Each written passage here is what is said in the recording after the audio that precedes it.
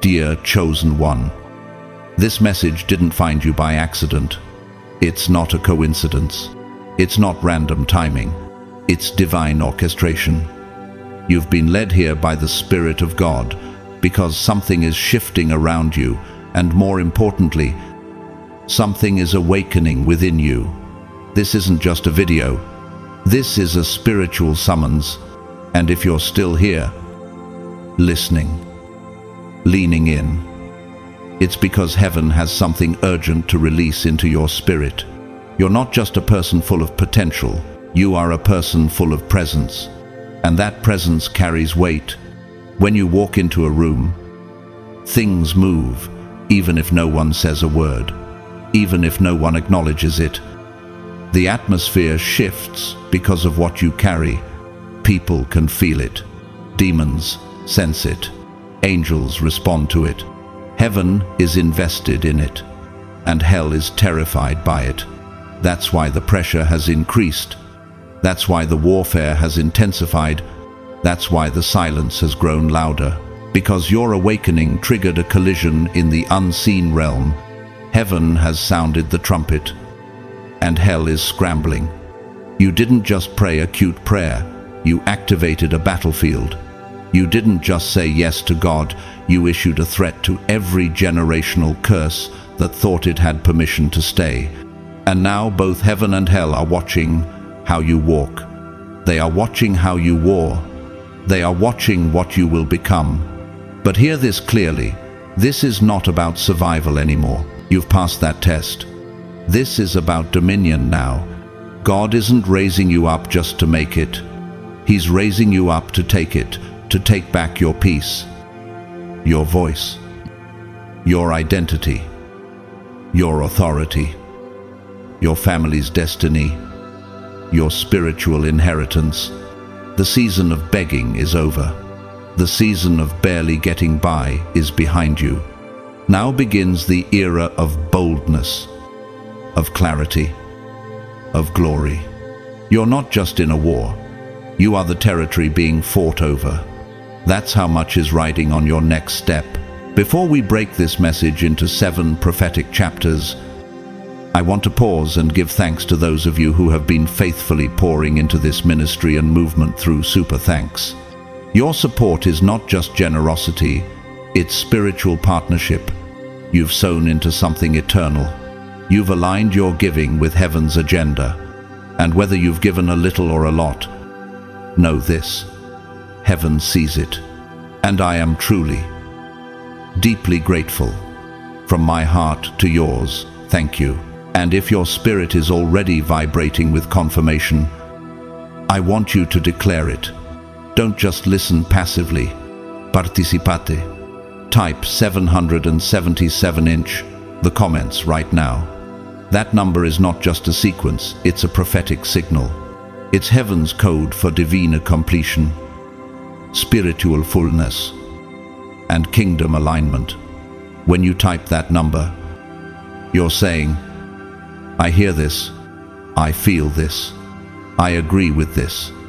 I am the chosen one, and I'm choosing alignment over fear. Oh, because this message is not entertainment, it's not just content for scrolling, it's a spiritual alert, a divine download, a heavenly dispatch coded in language your spirit was designed to understand. And not everyone will finish this message, only those truly chosen, only those ready to hear what God is revealing now. But for the few who do, you will walk away with clarity, with fire, and with a deep awareness that this war you're in is not your downfall. It's your coronation. You're not just walking through something, you're walking into something.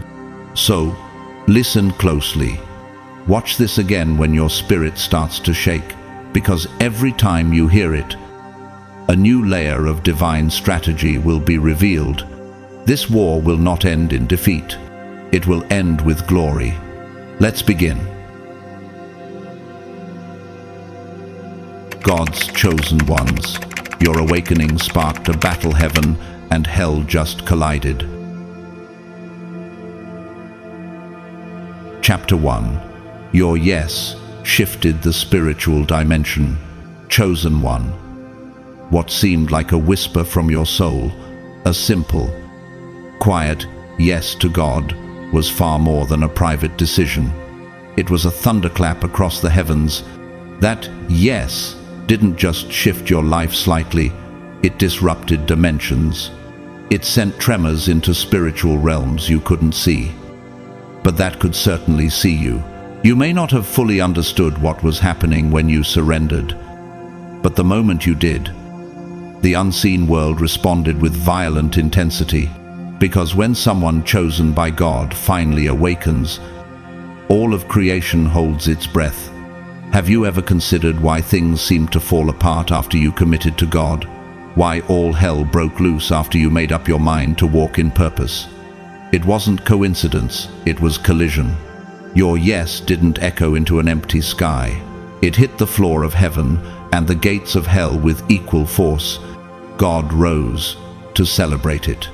The enemy rose to contest it. That is the spiritual battlefield you've been navigating.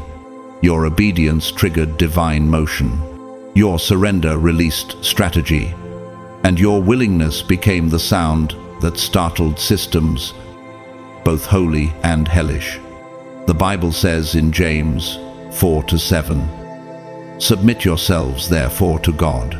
Resist the devil, and he will flee from you." Your submission was your strategy.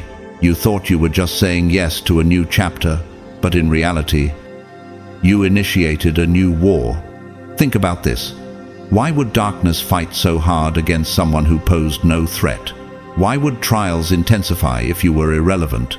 The truth is, chosen one, you were a dormant weapon. And when you said yes, you became armed and dangerous, not with physical violence, but with the authority of heaven. Before that moment, the enemy wasn't worried. You were distracted, uncertain, still questioning who you were. But your yes was a spiritual awakening, a declaration of identity. Consider the life of Harriet Tubman. She wasn't born free, but her yes to God launched the Underground Railroad. Her obedience made her a target of hellish systems, yet also anointed her as a deliverer for her people, just like Harriet. Your yes sent a message to the forces of oppression. You can't keep this one down. That kind of decision never goes unnoticed. It sets off alarms in the spirit realm that have echoed through your bloodline. Generational chains began to shudder the moment you stood up and said, "Use me, Lord." Amen. Your yes was not weak. It was not quiet. It was seismic. You might not have heard the sound, but in the spirit, it was louder than a battlefield. That yes told heaven you were available, and it told hell you were no longer asleep. And trust me, both realms adjusted accordingly. What if I told you that your spiritual opposition is actually evidence of your spiritual positioning? That you're not being punished, you're being noticed. Romans 8:18 reminds us, "The sufferings of this present time are not worthy to be compared with the glory which shall be revealed in us." Glory is on the way, but glory always attracts resistance. You said yes to purpose, not comfort. You said yes to alignment, not applause. Before your yes, you were living in shadows, unaware of your power. But now, you've become a light that irritates darkness. You've become a voice that challenges silence. Your presence alone has become a disruption to demonic patterns passed down through generations. Why do you think the attacks increased after your obedience? Why do you think certain relationships suddenly crumbled? Why did people start to act differently around you? It wasn't random. It was recognition. The darkness saw your potential and panicked. Look at Martin Luther King Jr. His yes to justice made him a marked man. His dream was divine, but the resistance was demonic. Yet his legacy changed the world. He didn't seek war, but his yes to purpose sparked a battle between light and darkness. the same is happening in you. Your yes is not just a word, it's a weapon. Isaiah 6:8 says. Then I heard the voice of the Lord saying, "Whom shall I send, and who will go for us?" And I said, "Here am I. Send me." That verse isn't ancient history. It's your present reality. Your spirit answered that call. And from that moment, nothing was ever going to be the same. You were never meant to blend in. Your yes separated you. It consecrated you. It consecrated your thoughts, your walk, your future, and even your pain. Because, yes, chosen one, even your suffering now carries a signature from heaven. Every tear you cried after that, yes, became a seed. Every betrayal you endured became a chapter in your divine playbook. Nelson Mandela spent 27 years in prison after saying yes to fighting apartheid. That yes cost him his freedom, but gained a generation theirs. Your yes may be costing you comfort now, but it's securing freedom for someone else down the line. Do you see it now? Your pain has purpose. Your delays are not denials, they're divine training grounds. You might be wondering, why does this feel so lonely? Because not everyone was called to say yes the way you did. Many admire the idea of destiny, but few are willing to pay the price. You, however, have been marked for something eternal. And the moment you said yes, angels were assigned, doors were unlocked, and strategies from heaven began to download. Psalm 91:11 affirms this, saying, "For he shall give his angels charge over you, to keep you in all your ways." You are not alone, though the battle intensifies. So does your covering. God never leaves his soldiers unarmed. Let's pause here. Have you ever noticed how your discernment sharpened after that yes? How suddenly? The things you once tolerated now disturb your spirit. That's not sensitivity, that's spiritual awakening. Your yes activated gifts in you that had been dormant for years. You're hearing clearer. You're seeing deeper. You're speaking with more authority. That's what awakening feels like. It's not soft, it's surgical. Do you remember Esther? Her yes saved a nation, but it didn't come without risk. She said yes, knowing it could cost her life. Yet that yes gave her access to a throne and positioned her for a divine reversal. Just like Esther, your yes is building bridges for those who are still too afraid to say theirs. Even Jesus himself, in the Garden of Gethsemane, wrestled with his yes. Luke 22:42 captures it. "Father, if you are willing, take this cup from me, yet not my will, but yours be done." That was the most powerful yes in history, and it shook both heaven and hell. And now, as his chosen, your yes echoes that same divine courage. You are walking in the footsteps of the greatest surrender ever made. Let's bring this even closer to today. When Malala Yousafzai said yes to education and spoke out against oppression, she was nearly killed. But that yes became a global movement. Her yes wasn't safe, but it was sacred. That's what yours is. Sacred, holy, and dangerous to darkness. 2 Corinthians 4:17 says, "For our light and momentary troubles are achieving for us an eternal glory that far outweighs them all." Every difficulty you're facing after your yes is temporary, but the impact of that, yes, eternal. And here's something the enemy didn't expect: your consistency. You didn't just say yes once, you said it again after the rejection. You said it again after the delay. You said it again with trembling hands and a tear-streaked face. You kept showing up when others quit. And every time you did, your spirit roared louder. Like Maya Angelou once said, "I come as one, but I stand as 10,000. That's who you are now. A chosen one backed by generations, empowered by the heavens, and feared by hell. Your yes broke the curse. Your yes reclaimed territory. Your yes silenced lies and stirred up truth. You may have been underestimated, overlooked, even attacked, but your obedience changed the climate. And now, chosen one, the war has officially begun, but so has your legacy. You are not just surviving this battle, you are shifting the atmosphere. You are rewriting what your family thought was possible.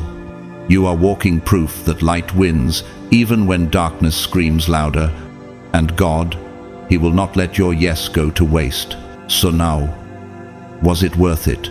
Is your spirit starting to remember why you were born? Can you feel the weight of what's been unlocked because you dared to agree with heaven? Your yes was not small, it was revolutionary. And you are just getting started. Chapter 2. You expose darkness without even trying. Chosen one. You need to understand something most people never realize about themselves. Your power doesn't come from how loud you are, how flashy you appear, or how well you articulate your presence. Your power comes from the sheer, undeniable fact that you carry light, and not just any light, divine light. Ancient light, unshakable light. You don't walk into rooms begging to be seen.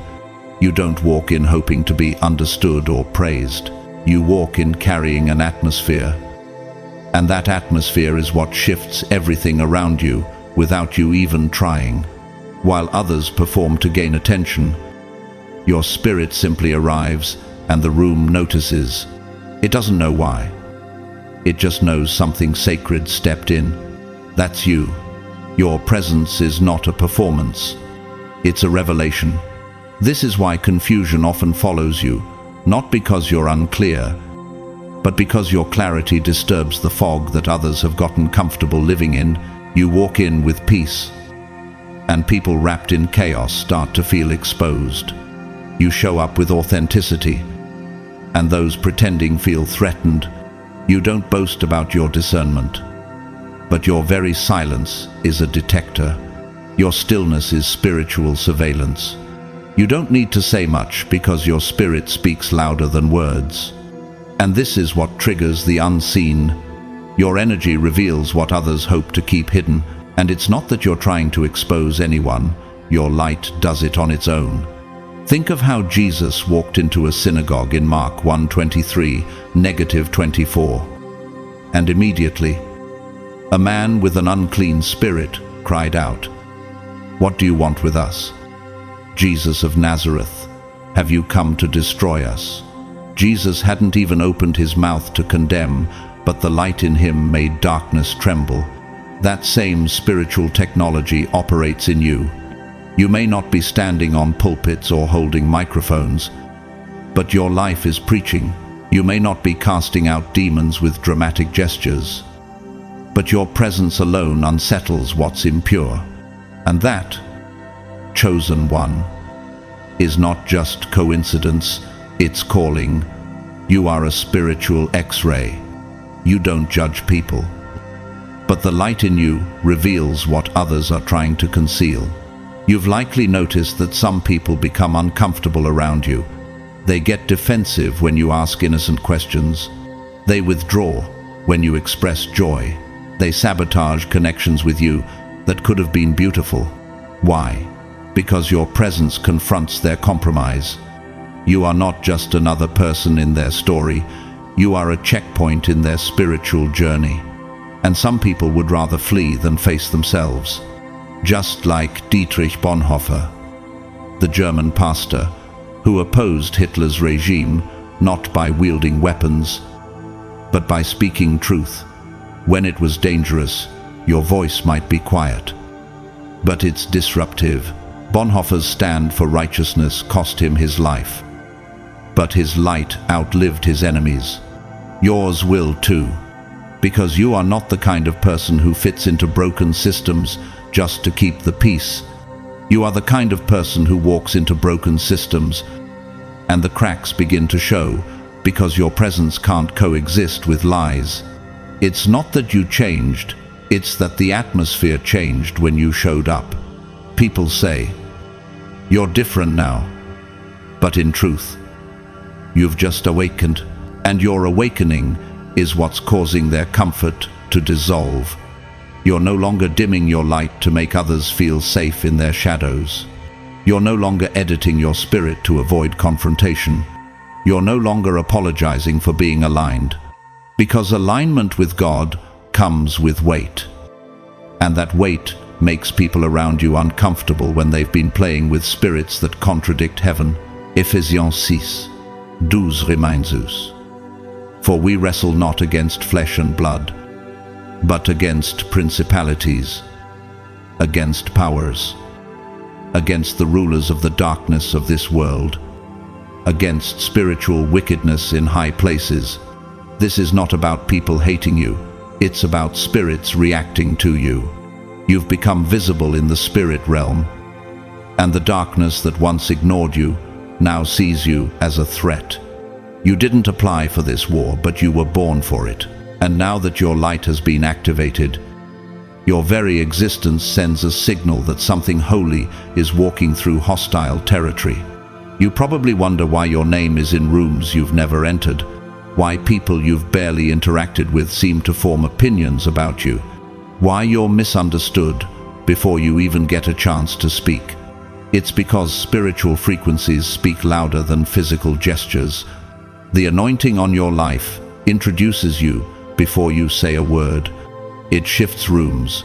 It rearranges energies. It forces people to choose truth or comfort. And not everyone is ready to let go of comfort, especially when that comfort is built on illusion. Think of Maya Angelou. Her mere voice carried thunder. She didn't shout to be heard, she spoke. And the world leaned in. Her presence disrupted narratives because it stood for dignity in a world that profited from dehumanization. You have that same force, subtle, but immovable, gentle, but unshakable when you speak. It's not just sound, it's spirit. When you show up, it's not just your body, it's your mantle. People don't reject you because you're a problem. They reject you because your obedience reveals their rebellion. Your consistency confronts their double-mindedness. Your humility exposes their pride. Your compassion makes their cruelty feel obvious. That's the assignment you never asked for, but were anointed to carry. You are not trying to change people, but your very existence reminds them that change is possible. And some would rather remain stuck than admit transformation is within reach. John 1:5 says, "The light shines in the darkness, and the darkness has not overcome it." That's not poetic fluff. That's your biography. You shine, not because you want attention, but because God placed fire in your bones. You illuminate not because you crave validation, but because heaven chose you as a vessel. You are not a spotlight. You are a torch. A burning example of what God can do with someone who surrenders. Think of Malala Yousafzai, a teenage girl whose desire for education made her a target of terrorism. She didn't carry weapons. She carried truth. And truth is the most dangerous force in a world that thrives on suppression. Like Malala, your truth is not always safe, but it is sacred. And that sacredness is what makes your walk misunderstood. You didn't come to condemn, but you cannot stay silent in the presence of injustice. You didn't come to destroy, but your purity feels destructive to what's unclean. You didn't come to be a judge, but your integrity feels like a verdict. You've likely heard whispers, "They're too much. They're too intense. They think they're better than everyone else." None of it is true, but all of it is expected, because people who can't manipulate you will often mislabel you. People who can't control you will often criticize you. But take heart, this is not rejection. It's redirection. Your journey isn't about fitting into corrupted rooms. It's about rebuilding holy ones. Your path isn't about being liked. It's about being light. Isaías 60, 1 declaris. Arise, shine, for your light has come, and the glory of the Lord rises upon you. This is your divine confirmation. You don't need permission to shine. You've already been commissioned. You don't need approval to walk in truth. You've already been appointed, and that appointment comes with resistance, but also reward. Look at Martin Luther King Jr. His dream wasn't radical. It was righteous. But righteousness always agitates systems that are built on fear and control. His voice echoed because it was rooted in conviction. Yours echoes too. Even if the crowd doesn't clap, even if the platforms are small, even if the audience is just one, because heaven hears you, hell fears you, and the earth is watching you. You are not overreacting. You're spiritually alert. You're not too sensitive. You're prophetically tuned. You're not difficult. You're divinely discerning. Stop letting confused people define what God already confirmed. Your light isn't the problem. It's the answer. And those who can't handle it aren't ready for truth. You're not trying to expose, but exposure happens anyway. You're not trying to confront, but confrontation follows anyway. You're not trying to lead, but others follow your example anyway. Because when you walk in light, you automatically lead those stumbling in darkness. And some will resent you for it, while others will rise because of it. 2 Corinthians 2:14-15 says, "But thanks be to God, who always leads us as captives in Christ's triumphal procession, and uses us to spread the aroma of the knowledge of Him everywhere. For we are to God the pleasing aroma of Christ." You carry that aroma. You carry that presence. And when you show up, everything false begins to choke on the fragrance of truth. So here you are, walking through life, wondering why everything feels heavier lately. It's not because you're cursed. It's because you're carrying a calling. You're not being punished. You're being prepared. You're not under attack because you're weak. You're under pressure because your light is waking up everything around you that's been sleeping. Chosen one. The truth is this: you didn't start this war, but your obedience lit a torch in the middle of it. And now, every time you step into a space, the shadows scatter. Every time you speak love, bitterness begins to wither. Every time you walk in humility, pride feels exposed. And every time you stand in silence, your spirit roars. The more you align with God, the more this world will try to resist you. But you were not born to be digestible. You were born to be undeniable. So don't shrink. Shine. Chapter 3. Hell targeted you because of what you're carrying. Chosen one. You must stop interpreting the warfare against you as personal and start seeing it as prophetic. It's not that life just happened to be unfair. It's not that chaos randomly found you. No. What you've endured has never been random. It's been spiritual. The attacks you couldn't explain. The heaviness that sat on your chest with no warning. The doors that slammed shut even after you prayed earnestly. These were not coincidences. These were coordinated. You were targeted not because you are weak, but because you are carrying something that hell cannot copy, control, or cancel. You weren't just attacked for who you are, you were attacked for what you're about to become. Can you feel it now? That tug in your soul that tells you there's more to your life than survival. That aching weight on your shoulders that doesn't feel like defeat, but rather destiny pressing through. That's because what you carry in your spirit is not ordinary. Hell doesn't waste its resources chasing people who pose no threat. It's not interested in empty vessels. But you're full of vision, full of potential, full of divine oil. And that oil makes you visible in the spirit realm. Heaven smiles at you. But hell sees you too, and that's why the storm came. Think of Joseph, betrayed by his own brothers before he ever touched a throne. They hated him, not because of what he had done, but because of the dream he carried. Genesis 37:19-20 says, "Here comes that dreamer. Come now. Let's kill him and throw him into one of these cisterns." Before his robe was stripped, his destiny was already under surveillance. Just like Joseph, you've been hated early, misunderstood often, and attacked before you even stepped into your full purpose, not because of your past, but because of your promise. You were marked from the beginning. That's why you didn't fit in, even when you tried to. That's why childhood felt heavier than it should have. That's why you've always felt both deeply sensitive and strangely strong. Hell didn't wait until you became famous or spiritually mature. It came after you, when you were still figuring things out. Why? Because the devil recognized the oil on your life before you did, and while you were still in confusion, darkness tried to break your clarity before it fully formed. What's inside of you is rare. It's not just charm or intelligence.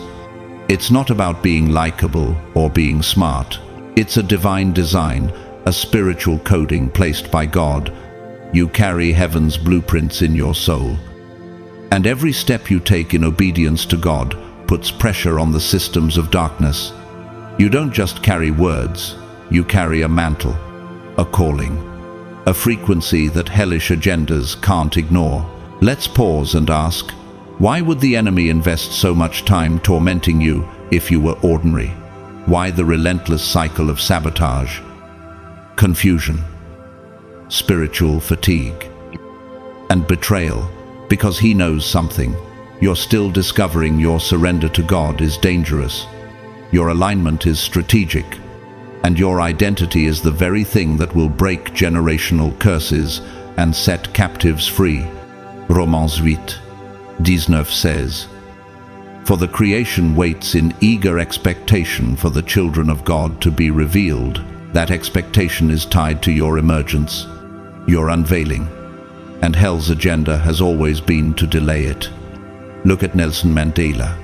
He was imprisoned for decades, but even behind bars, his spirit was changing nations. The system tried to bury him in silence, but the world heard his voice anyway. Just like Mandela, the enemy hoped to bury you in discouragement, but buried seeds grow.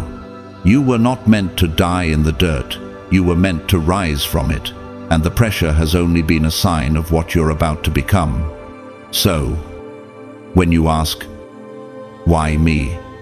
The real question is, why not you? God entrusted you with weighty things, not to crush you, but to crown you. You are a carrier of divine solutions. You are a vessel of breakthrough. You are a voice in places where silence has reigned for too long. Hell knows that if you ever truly believe who you are, if you stop doubting the anointing on your life, it's over. That's why it attacks your confidence. That's why it manipulates your self-worth. Because if you ever walk fully in authority, entire bloodlines will shift. Isaiah 10:27 says, "And it shall come to pass in that day, that his burden shall be taken away from off thy shoulder, and his yoke from off thy neck. And the yoke shall be destroyed because of the anointing. That anointing is in you, and hell knows it. You are not just meant to survive.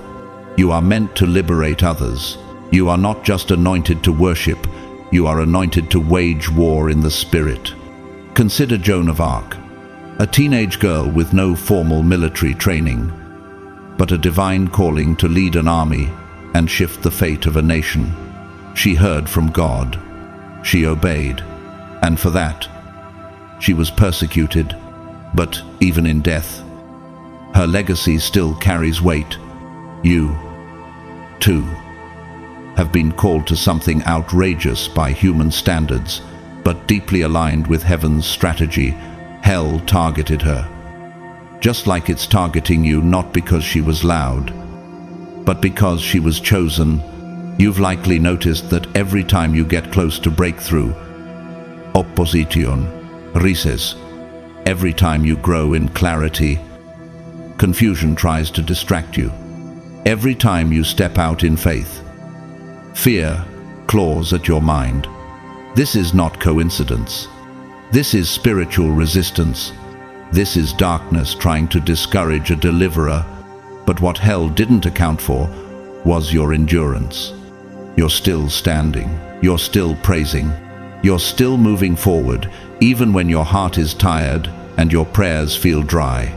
2 Corinthians 4-8, -9 says, "We are hard-pressed on every side, but not crushed, perplexed, but not in despair, persecuted, but not abandoned, struck down, but not destroyed."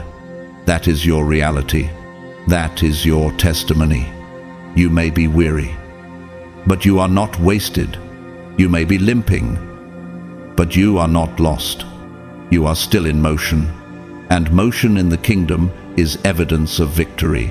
Hell's biggest fear is your full activation, because once you realize who you are, once you let go of doubt, insecurity, and fear, everything changes.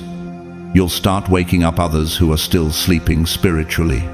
You'll start breaking cycles that have been accepted for generations. You'll begin to build things that don't just serve the present, but shape the future. And the devil knows, once that happens, he can't stop it. Look at Oprah Winfrey, a woman who endured childhood trauma, rejection, and abuse, but carried something so significant that the world had no choice but to recognize it. Her influence is global because her obedience was consistent. She didn't let early pain disqualify her future purpose. And neither should you. Your past does not define your promise. Your pain doesn't erase your oil. It confirms it. This is not about you being better than others. This is about you being assigned. You're not being punished, you're being positioned. You are the prize in this war, not because of pride, but because of purpose. You are the one carrying what generations before you prayed for. You are the answer to ancestral cries. You are the one anointed to reroute history and redefine what freedom looks like. Philippians 1:6 being confident of this very thing, that he who began a good work in you will carry it on to completion until the day of Christ Jesus. God started something in you, and hell is trying to stop it, but it will not succeed. What God begins, sustains. What God calls, keeps. What God anoints, he protects. So now, chosen one, you must stop doubting what you carry. You must stop questioning your strength based on how others treated you. You must stop confusing rejection with insignificance. You were rejected because you're a weapon, and weapons don't belong in comfort, they belong on assignment. You are a key, forged in fire, shaped by pressure, refined through tears, and you are unlocking things that have remained closed for generations. Don't let discouragement lie to you. Don't let delay deceive you. Don't let the attacks confuse you. This war has never been about your present pain. It's always been about your future impact. That's why hell targeted you. Because you carry answers. You carry glory. You carry deliverance. And the world is about to see the full weight of what God put inside you. So, what would happen if you stopped shrinking? What would be unleashed if you stopped holding back? What systems would collapse if you stood tall in your identity? What altars would fall if you lifted your voice? The truth is this: hell knew who you were before you did. But now that you're awakening, everything is about to change. And when you show up carrying heaven, nothing can stay the same. Chapter 4. Heaven is backing you, even when it feels silent. Chosen one. Let this settle deeply in your spirit. Silence does not mean abandonment. The stillness you've been walking through is not the absence of God, but the hidden choreography of heaven. You've been measuring God's presence by emotional cues and spiritual noise. But what if the silence itself is sacred? What if the quietness is not a void, but a veil where divine hands are stitching together the very breakthrough you've been praying for? You haven't been ignored. You've been insulated. You haven't been forgotten. You've been fortified. And you haven't been abandoned. You've been anointed for something so weighty that the silence is part of your refinement. Have you noticed how battles seem louder when heaven gets quieter? How the spiritual warfare intensifies the moment you start aligning with purpose? It's not random, it's revelation. You are not lost in the shuffle of God's universe. You're the centerpiece of a divine strategy. Psalm 46:10 says, "Be still and know that I am God." That's not just poetic, it's prophetic. Stillness is where knowledge of God deepens.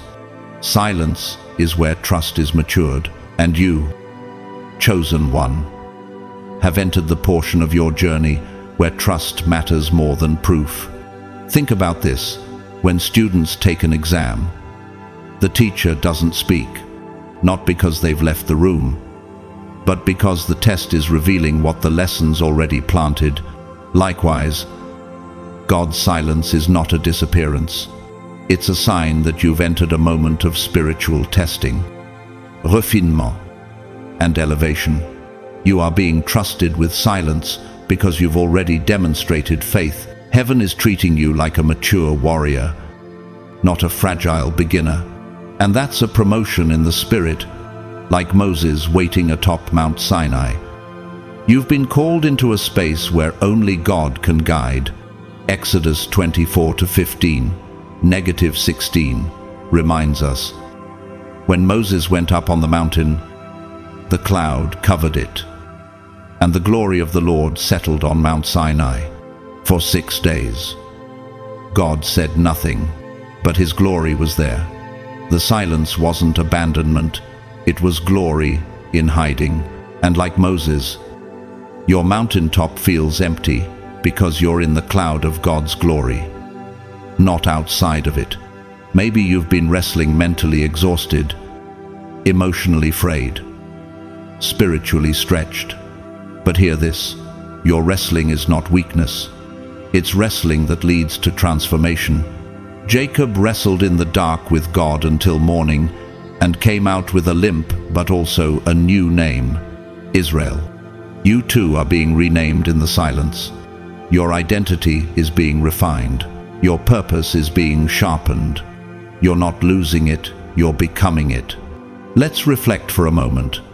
Have you considered that the silence might be an answer in disguise, that the closed door might be divine protection, that the unanswered prayer might be setting you up for something bigger than you even asked for?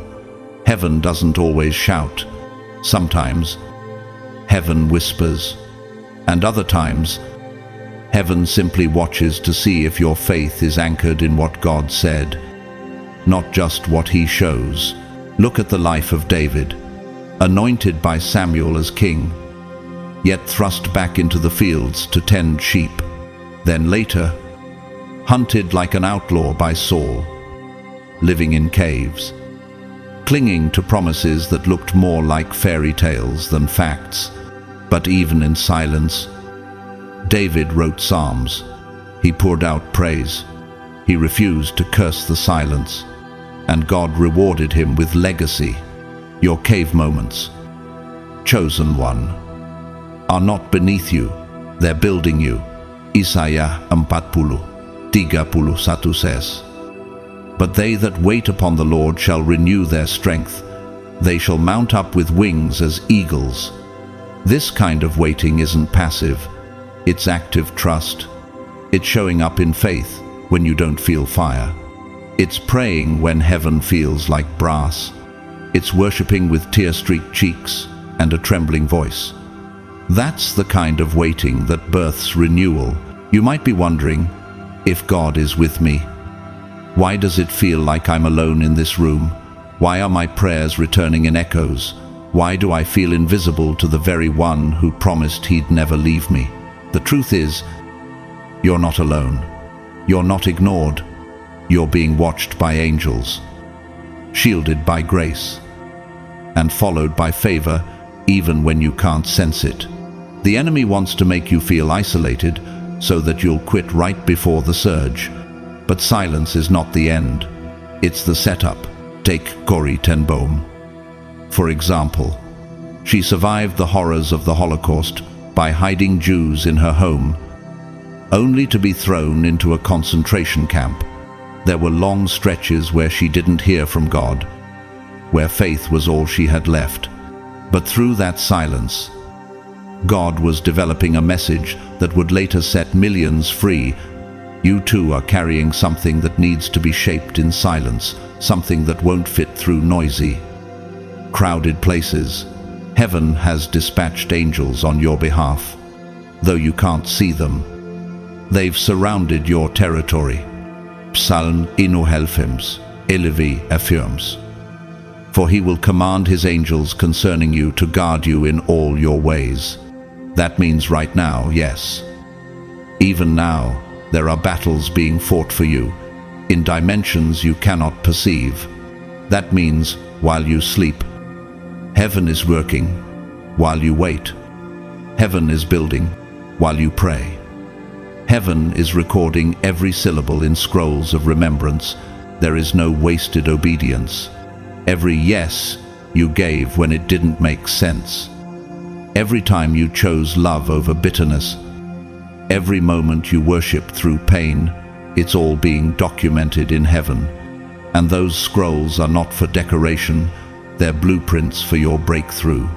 The silence is simply the sacred pause before the unveiling. Think of Jesus on the cross. At the peak of his suffering, even he cried out, my God, why have you forsaken me?" That silence wasn't rejection, it was the beginning of redemption. If God's silence toward his own Son could carry eternal purpose, then surely his silence toward you now is doing something strategic, something divine, something bigger than you can see. And yes, it's hard. You've cried, you've fasted, you've asked why the doors didn't open, why the miracles didn't come faster, why the people you helped turned away. But chosen one, your tears have been watering seeds. The silence is not sterile ground, it's fertile. And at just the right time, the harvest will erupt. Not because you forced it, but because you endured. Galatians 6:9. Encourage-us. Let us not grow weary in well-doing, for in due season we shall reap, if we faint not. That due season is not a myth, it's a spiritual law. Your due season is approaching, and this silence is its forerunner. The louder the silence, the closer the surge. Right now, heaven is proud of you, not because you got everything right, not because you had perfect faith, but because even in the silence, your heart still whispers, "Yes, Lord," because when you didn't feel him, you still followed him, because when others left, you stayed, because when the voice of fear was loud, you chose the whisper of faith. And now, the reward is on its way. But it won't just be a blessing, it'll be a birthing. You're not just getting breakthrough, you're stepping into territory that your ancestors couldn't reach. You're walking into promises that were delayed for generations. You're entering rooms that were sealed to everyone before you. And the price for that kind of glory? Silence, stillness, trust. Heaven is backing you, not just when the trumpet sounds and the waters part, but even now, in the middle of the stillness, in the middle of your lonely prayers, in the middle of your midnight thoughts. You are not being punished. You are being positioned. You are not being pushed aside. You are being pulled deeper. So, what if this silence is sacred? What if the quiet is the breath before revival? What if your patience in this moment is the very key unlocking the next? You are not behind. You are not forgotten. You are not failing. You are forging. You are rising, and heaven is backing you all the way to the throne. Chapter 5. You're walking through territory hell used to own. Chosen one. You must understand something critical about the path you're walking. It's not just forward motion. It's a full-on reclamation. With every single step you take in obedience, you are not merely advancing your life, your purpose, or your dreams. You are walking through old battlegrounds where darkness once ruled. Your presence is disruptive to the ancient infrastructure of evil, and your very existence in this season is tearing down thrones hell assumed would remain untouched. This journey is not just about your elevation, it's about your confrontation with historical curses, generational strongholds, and territorial spirits that once assumed your bloodline belonged to them. You're not just living day to day. You are walking through ancient agreements and breaking demonic contracts that no one in your family had the revelation or authority to touch. You're stepping onto spiritual land that was previously occupied, and with every word of obedience, you are planting heaven's flag in hell's territory. The enemy had grown comfortable occupying places in your lineage cycles of addiction, patterns of abuse, spiritual blindness, chronic poverty, fear, jealousy, rebellion. But your arrival changed the map. You are heaven's answer to the question that generations before you didn't know how to ask. Joshua 1:3 says, "Every place that the sole of your foot shall tread upon, that have I given unto you." This is not symbolic, it's literal in the spirit realm. Every obedient step you take is a legal transaction. Heaven is transferring ownership. You are walking with a spiritual deed in your hand, reclaiming what was once stolen through sin, silence, and suffering. Consider Harriet Tubman. She didn't just free herself from slavery, she returned again and again to reclaim territory. She disrupted entire systems by walking where she wasn't supposed to go. She navigated paths others feared to travel. That's what you're doing. You're not just surviving, you're liberating. Every time you fast, every time you pray, every time you say yes when it would be easier to compromise, you are blasting through spiritual barriers and rewriting what your bloodline will look like for centuries to come. And that's why the weight feels so overwhelming. That's why obedience doesn't feel like a small choice. It feels like war. Because it is. You're not just obeying for your own sake. You are obeying for the sake of generations who never had the strength, the knowledge, or the courage to fight. When you lift your voice in worship, the sound doesn't just echo in the room, it echoes through time. It speaks to your ancestors who couldn't name what was tormenting them. It speaks to your descendants who won't even know what you had to fight off because they'll grow up free. Exodus 2:6 says, "But showing love to 1,000 generations of those who love me and keep my commandments." Your obedience is building 1,000-generation blessing. You are walking through haunted places with holy feet. Your yes is a sword. Your surrender is an eviction notice to the demonic patterns that believed they had a permanent lease. So, do you now see why this journey has been so difficult? You are displacing entities that had generational influence, Spirits that were familiar with your family have now encountered a disruption. You are the one who said, "It stops here." You are the interruption to the pattern. And because of that, the resistance you feel is not personal hatred, it is territorial warfare. You didn't just choose purity, you chose to reverse perversion. You didn't just choose integrity, you chose to silence, compromise. You didn't just choose prayer, you chose to invade territory hell thought was secure. Take a moment and think of someone like Nelson Mandela. He walked into places that were ruled by institutionalized injustice. He sat in prison for decades. But even that prison was holy ground because his presence sanctified it with purpose. Your spiritual journey has included places of pain and isolation, not because you were forgotten, but because even those prisons have become altars, places where the enemy thought your spirit would die. But instead, your identity was refined.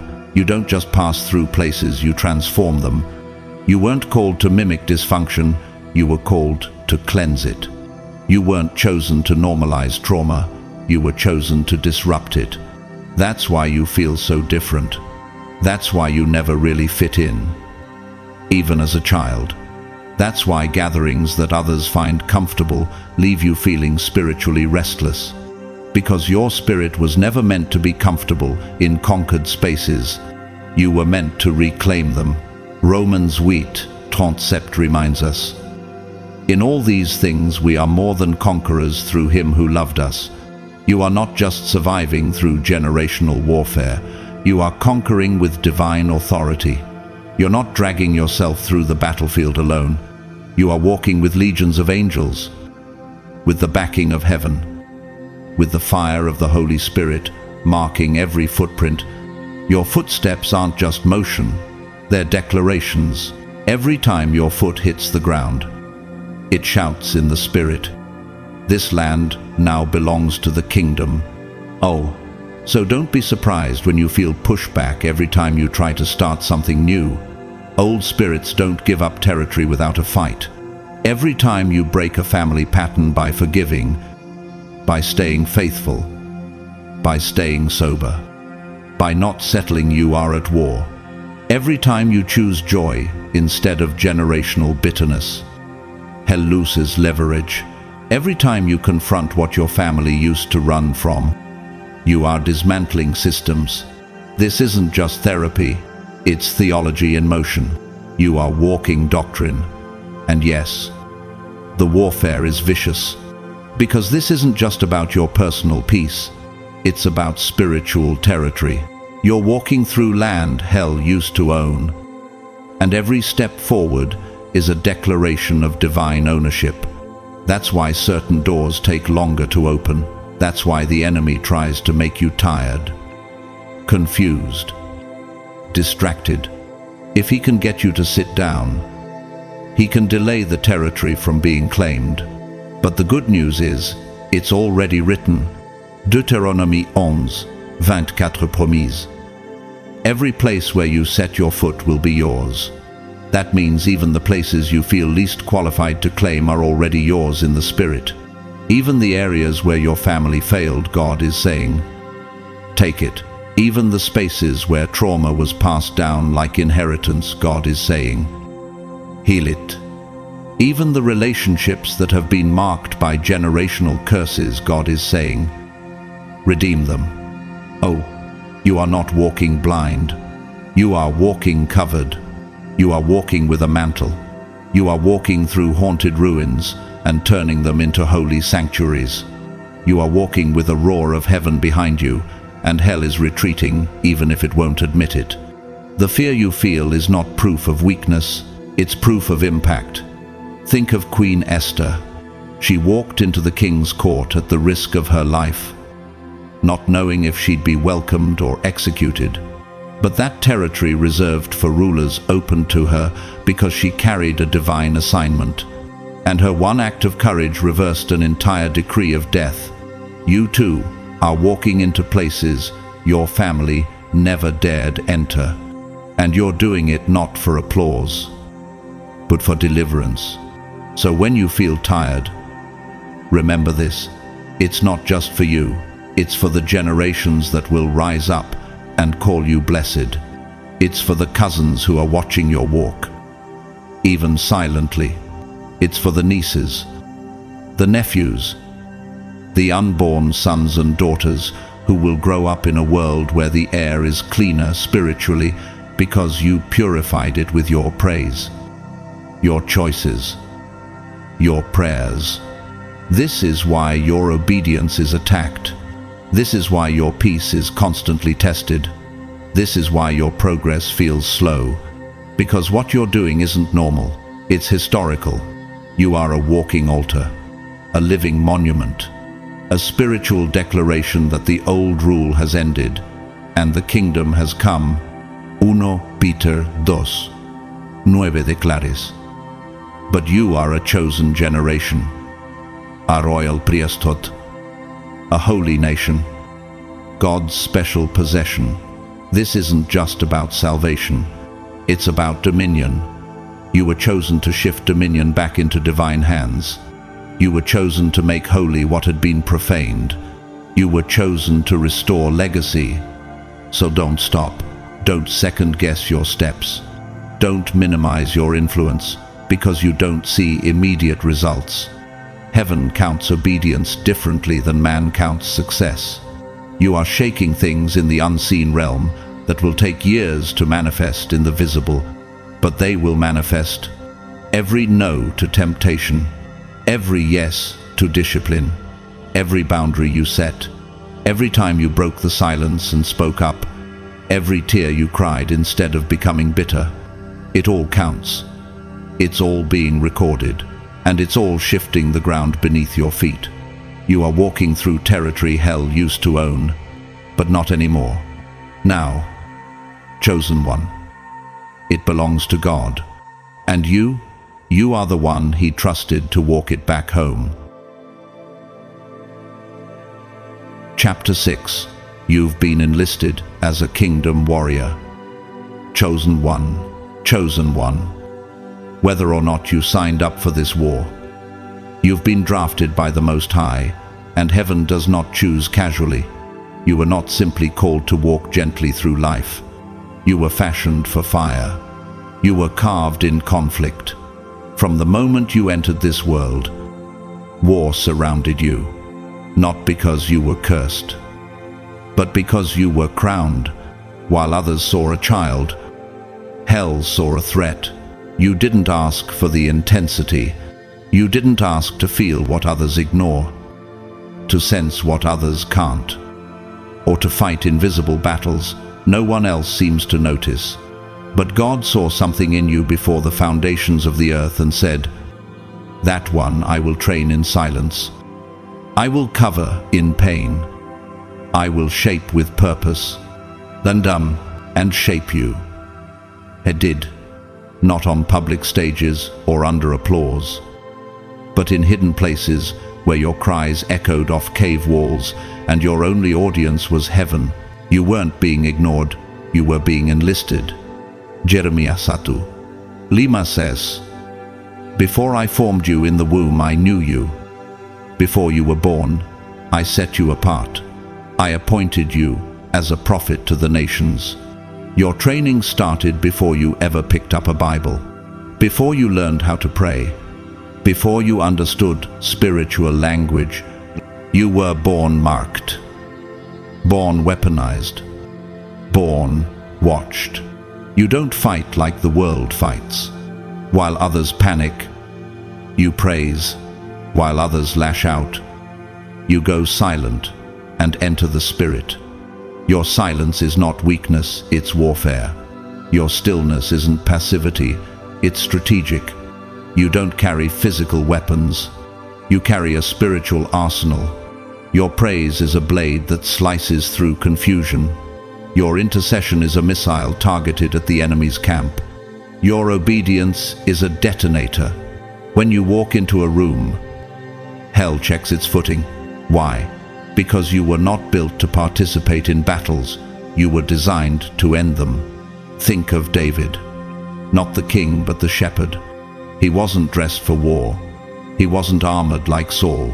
He had no title, no rank, no military experience. But when he walked onto the battlefield, giants fell. Why? Because he was anointed. Because he had fought lions and bears in secret before facing Goliath in public, just like David. You were trained in places no one saw. And now, you're being elevated to fight in places no one else can. 2 Corinthians 10:4 reminds us, the weapons of our warfare are not carnal, but mighty through God to the pulling down of strongholds. That's the level you're operating on, not with fists, but with fire, not with rage, but with revelation, not with fear, but with frequency. You are not navigating this war by instinct. You are moving by divine intelligence, hearing whispers, others miss, sensing atmospheres, others normalize, striking when others hesitate. And let's be clear, hell knows your name. It's not intimidated by your titles or your status. It's terrified of your authority. You are on hell's radar because you disrupt plans, dismantle strategies, and displace principalities. You don't just attend church, you are the church in motion. When you walk into a space, the spiritual temperature shifts. Why? Because heaven has clothed you in authority, and the darkness can't deny it.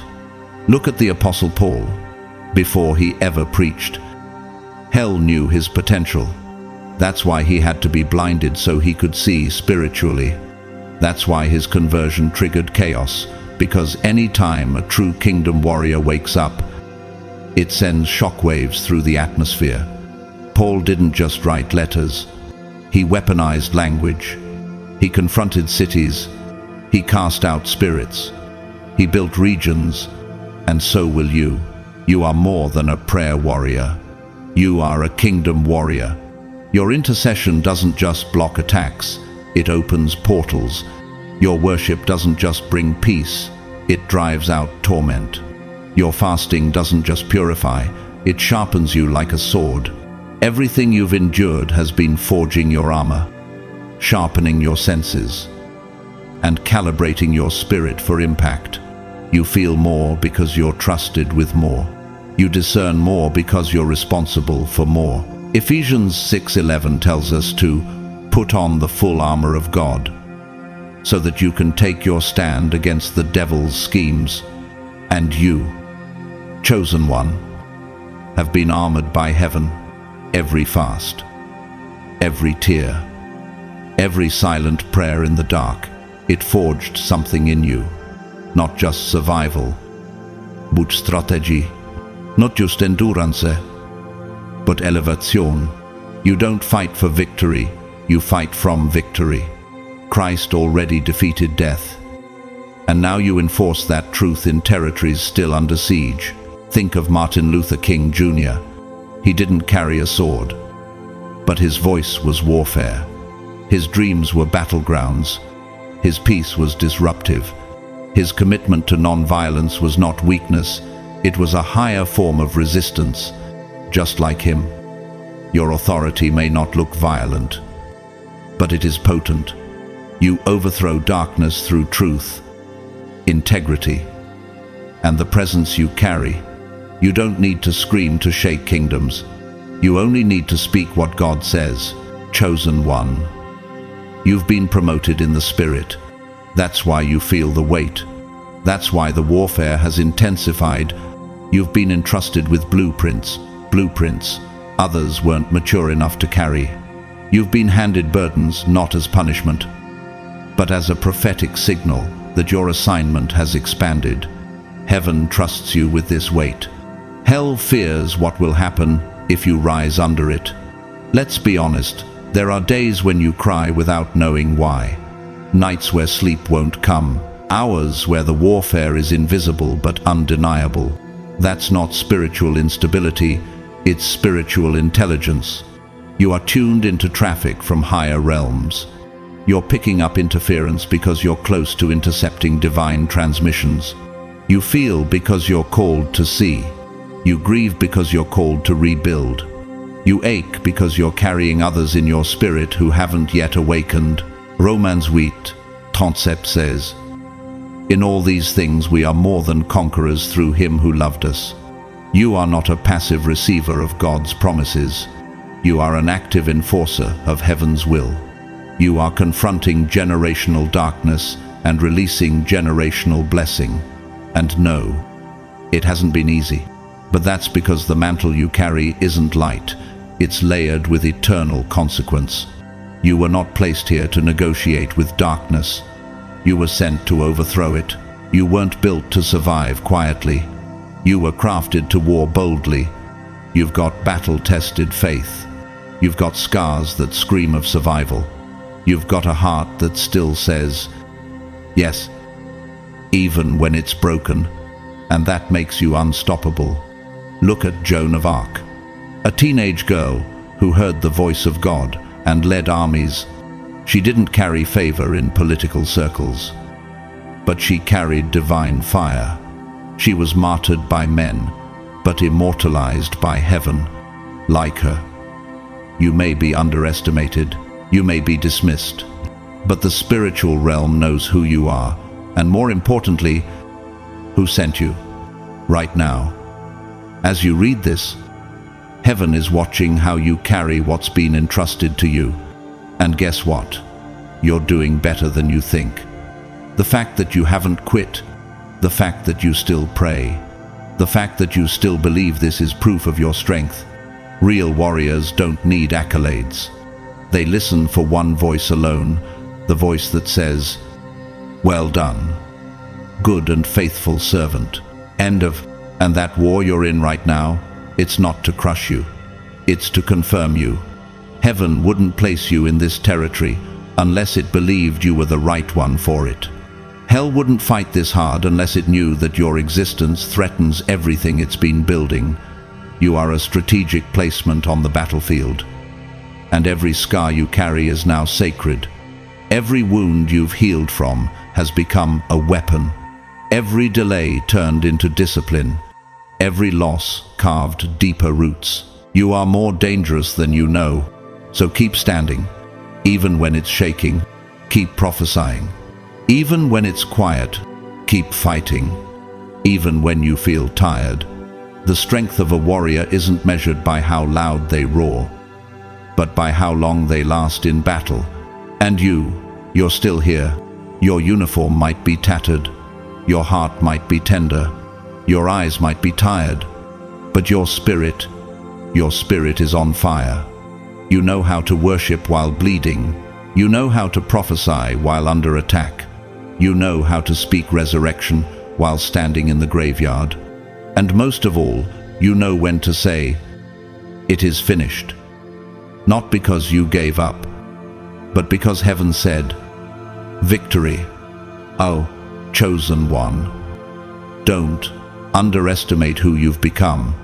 You are not just a warrior, you are the war. Chapter 7. This war will end with glory, not defeat, chosen one. Let every part of your spirit absorb this truth. The war you're in will not end in your destruction. It will end in your distinction. You didn't enter this battle by mistake. You were summoned, handpicked, anointed. Heaven didn't send you here with trembling hands and a backup plan. Heaven sent you here with a prophetic charge and glory embedded in your bones. This war did not begin in confusion. It began in purpose. The fire you've been walking through was never designed to consume you. It was designed to reveal you. Let that settle. This battle has never been about whether you'd survive. It's always been about how much you'd shine once it was over. You were not called to crawl through this season. You were called to conquer it. Romans 8:18 declares, "I consider that our present sufferings are not worth comparing with the glory that will be revealed in us." That's not just encouragement. It's a heavenly guarantee. The pain, the betrayal, the nights of silence, when your tears felt louder than God's voice, they were all recorded. Not one was wasted. Every moment is now being converted into fuel for your glory. You weren't pulled into this war because you were weak. You were drafted because you were dangerous. Spiritually dangerous. Hell doesn't fight what doesn't threaten its infrastructure. The very fact that you've endured pressure that should have collapsed you is proof of your spiritual rank. You are not just enduring the fire, you are becoming it. You are not just passing through warfare, you are defining how future generations will respond to it. Your yes to this fight has restructured your bloodline. Do you realize what kind of weight you carry? The kind that shifts rooms when you walk in, the kind that agitates demonic systems, the kind that calls angels to attention. You are not being punished, you are being positioned. You are not being defeated, you are being deployed. The warfare has always been an attempt to distract you from the crown that's already been fitted for your head. Think of Job. He lost everything. His friends accused him. His body was afflicted. His prayers seemed unanswered. Yet through it all, Job didn't curse God. He held on. And in the end, Job 42:10 tells us, "The Lord restored his fortunes and gave him twice as much as he had before." Your story is tracking toward restoration and recompense. Not only will you recover, you will exceed. Not only will you rise, you'll redefine what rising even means. You've been fighting silently while others watched loudly. You've been praying in the dark while others celebrated in the spotlight. But heaven has kept score. Heaven has counted every time you chose love when bitterness was easier. Every time you showed up when quitting would have been justified. Every time you whispered, "Yes, Lord," through trembling lips and exhausted bones. You've been tested. Yes, but more than that. You've been trusted.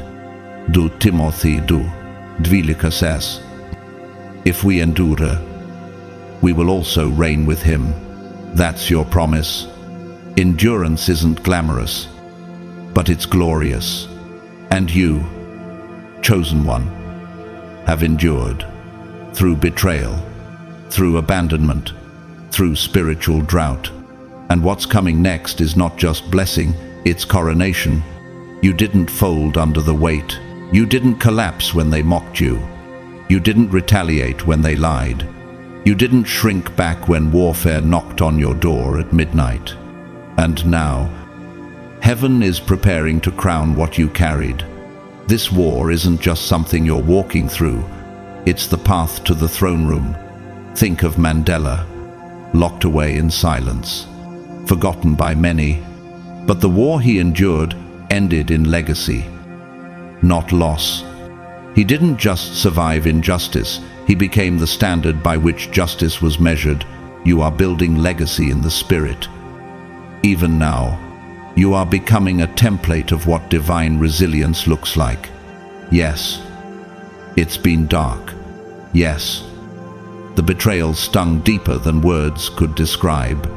Yes, the spiritual pressure has at times made you question everything. But chosen one, Galatians 6:9 promise. Let us not grow weary in doing good, for at the proper time we will reap a harvest if we do not give up. That's where you are now, the edge of proper time, the tipping point, the divine acceleration.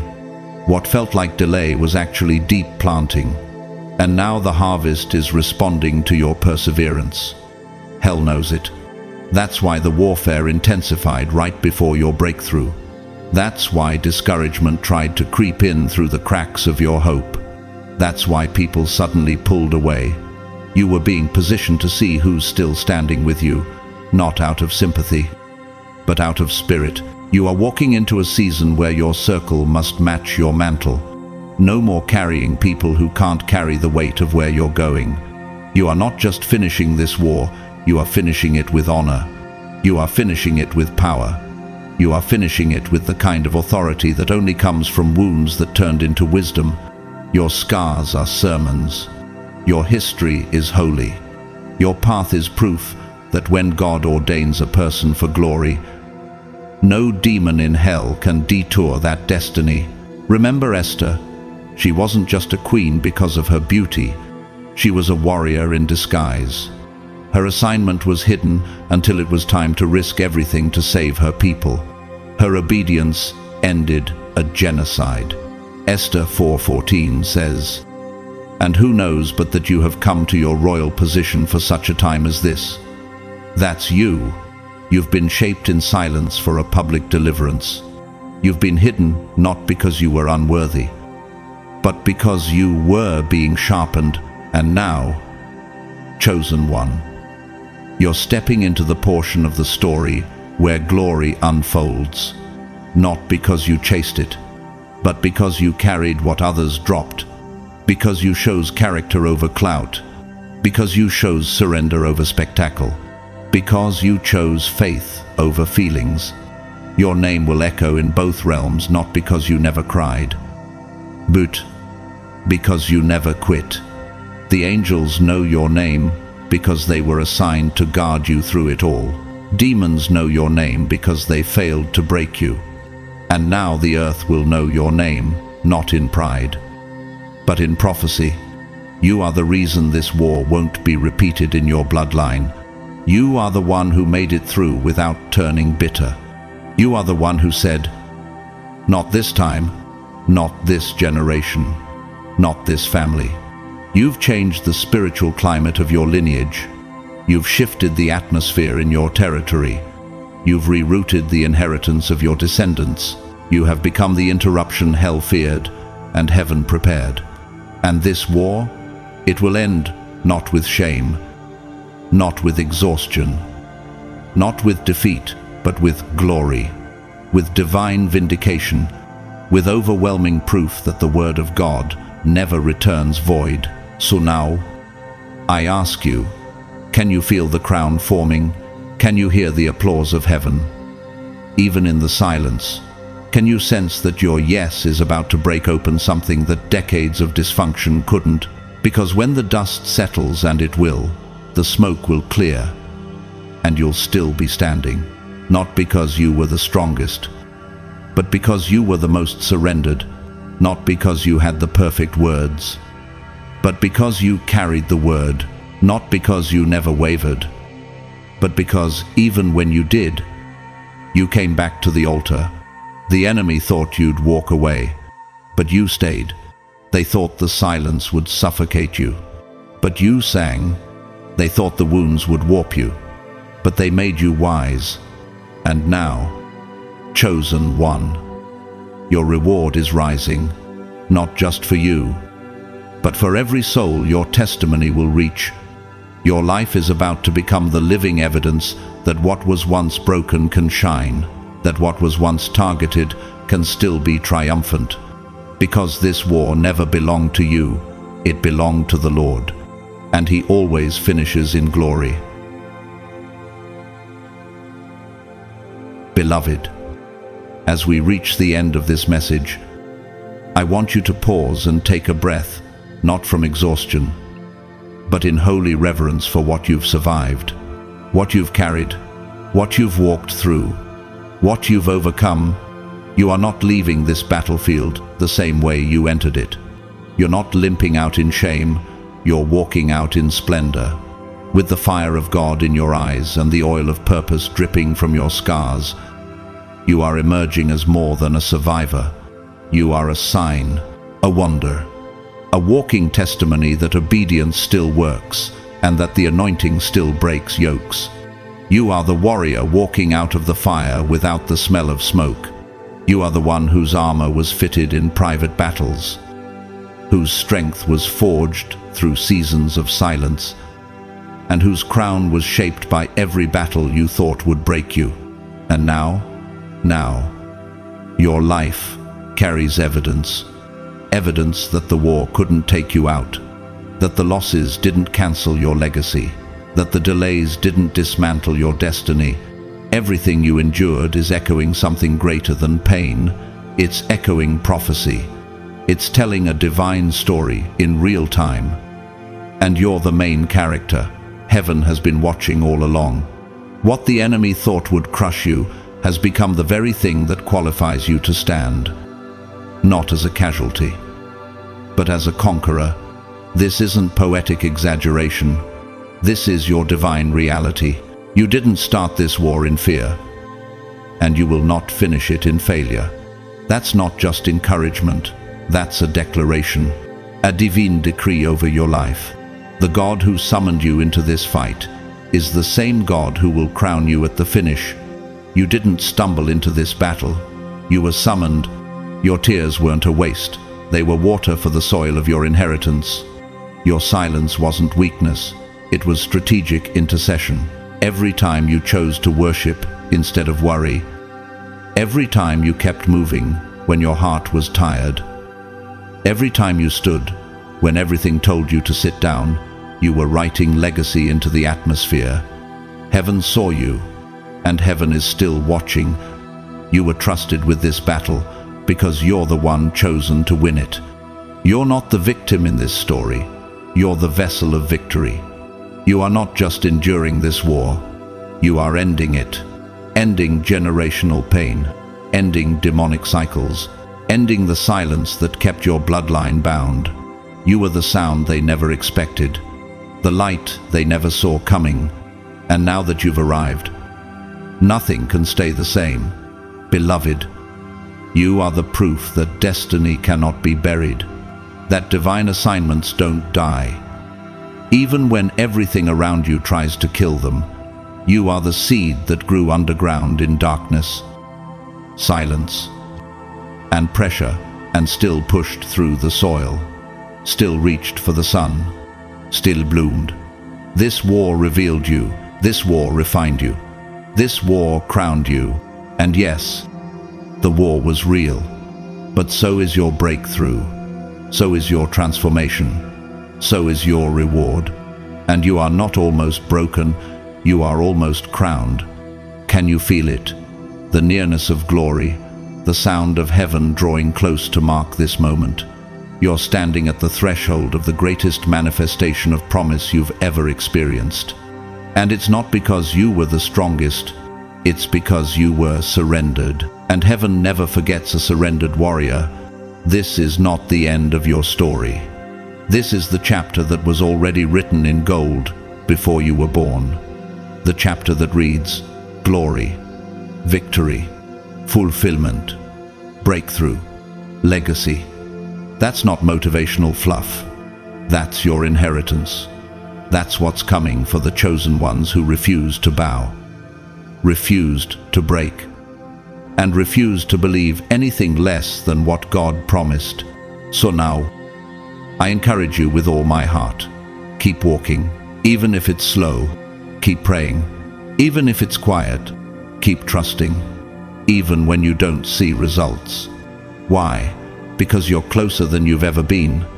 Every invisible act of obedience, every uncelebrated sacrifice, every whispered yes, Lord, has brought you to the edge of manifestation. You're not delayed.